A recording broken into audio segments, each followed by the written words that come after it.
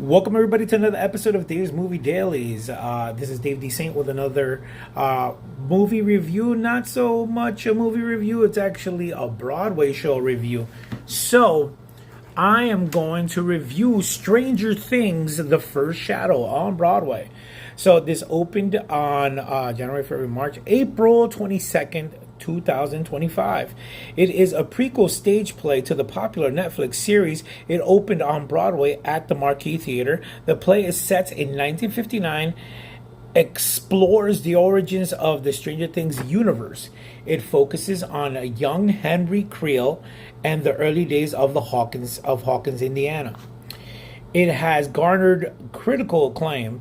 It originally began in December 14th, I believe it was 2024, at the Phoenix Theatre in London's West End.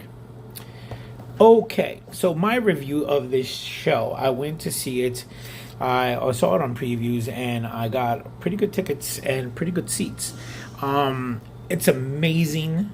If you are a Stranger Things aficionado, if you love the series, this show doesn't give you anything to the future of Stranger Things, but it actually gives you a prequel story of how the Stranger Things universe came to be.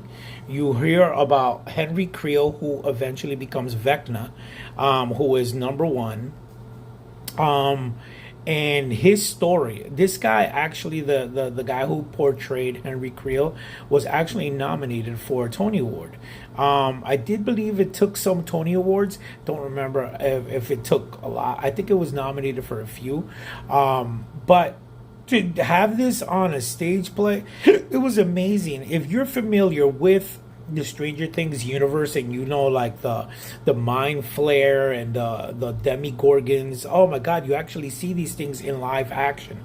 Like, there's a point where the mind flare actually comes down on the stage, and it was huge. It was amazing. Like the animatronics, the effects, the special effects, all that stuff was amazing. Like, to see this live action, the story, like I said, it centers around the early years of Indiana Hawkins, Indiana, and the beginnings, the origins of how.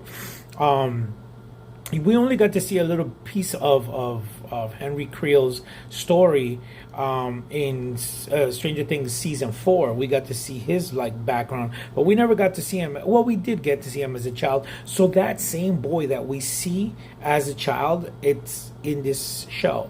It's on Broadway, and like I said, it's on the Marquee Theater. I give it a straight up 10.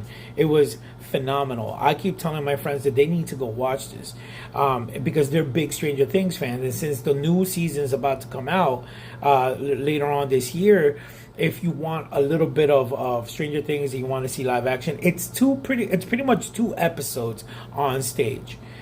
Because it starts off like the whole Netflix thing, coming down, and it says episode 1, and they give you the name.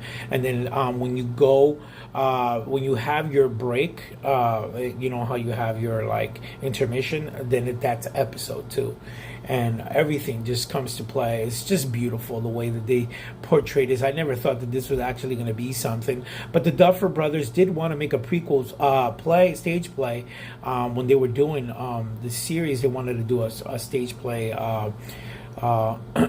prequel, and it was success. As soon as you walk in, everything is Stranger Things inside the theater. It's so awesome. But yeah, a great straight up 10, perfection. If you're a Stranger Things fan and you're willing to shed out some money, bro, go ahead. So yeah, this has been Dave D. Saint with another Dave's Movie Dailies. Just reviewed the Stranger Things, The First Shadow Broadway show, straight up 10. And this is me saying to you guys, I'll see you later.